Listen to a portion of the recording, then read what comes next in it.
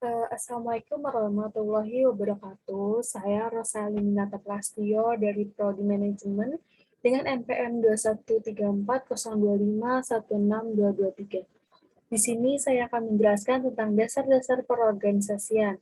Yang pertama ada definisi perorganisasian, di mana organisasi adalah suatu proses pembentukan kegunaan yang teratur untuk semua sumber daya dalam sistem manajemen.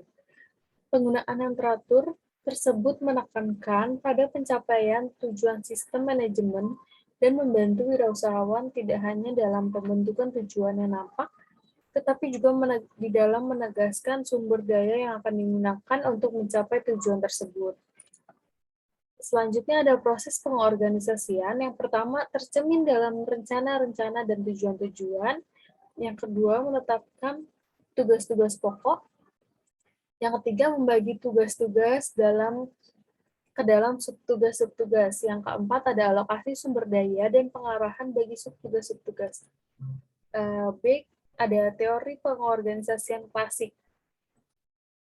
Ada struktur. Dalam suatu usaha pengorganisasian, wirausahawan harus memilih suatu struktur uang sesuai. Struktur menunjukkan pada hubungan yang dirancang di antara sumber daya dari sistem manajemen. Terdapat dua tipe dasar dari struktur yang ada dalam sistem manajemen, yaitu struktur formal dan informal.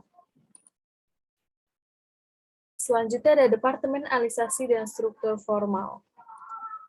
Metode pembentukan hubungan formal di antara sumber daya yang paling umum adalah dengan membentuk departemen-departemen. Pada dasarnya, departemen adalah suatu kelompok sumber daya yang dibentuk oleh manajemen untuk melaksanakan beberapa tugas organisasional.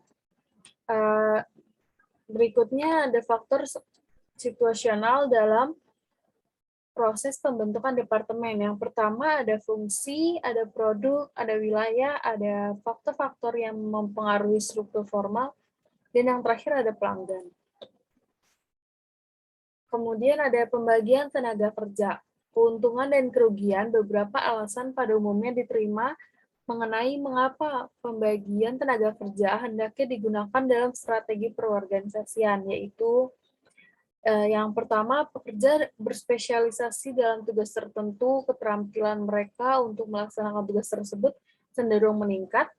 Yang kedua, tenaga kerja tidak kehilangan waktu yang berharga dalam bergerak dari suatu tugas ke tugas lainnya karena mereka biasanya mempunyai satu pekerjaan dan satu tempat untuk mengerjakan pekerjaan tersebut. Yang ketiga adalah pekerja memusatkan diri hanya melaksanakan satu pekerjaan dan sesungguhnya cenderung mencoba membuat pekerjaan tersebut lebih mudah dan lebih efisien. Dan yang terakhir adalah ada hubungan skalar. Pertimbangan utama keempat dari suatu usaha perorganisasian adalah hubungan skalar. Hubungan skalar menunjukkan pada rantai komando. Organisasi wirausahawan terbangun atas premis bahwa individu pada posisi atas akan memiliki kekuasaan paling besar dan bahwa derajat kekuasaan individu semakin berkurang menurut posisi relatif individu pada bagian organisasi. Konsep hubungan skalar atau rantai komando adalah hubungan dengan konsep kesatuan perintah. Konsep kesatuan perintah menyatakan bahwa individu hendaknya hanya memiliki seorang atasan, dan jika terlalu banyak atasan yang member perintah, hasil yang paling mungkin adalah kebingungan. Perintah yang bertentangan dan pekerja yang frustasi, maka situasi yang mungkin akan menimbulkan ketidakefisienan dan ketidakefektifan.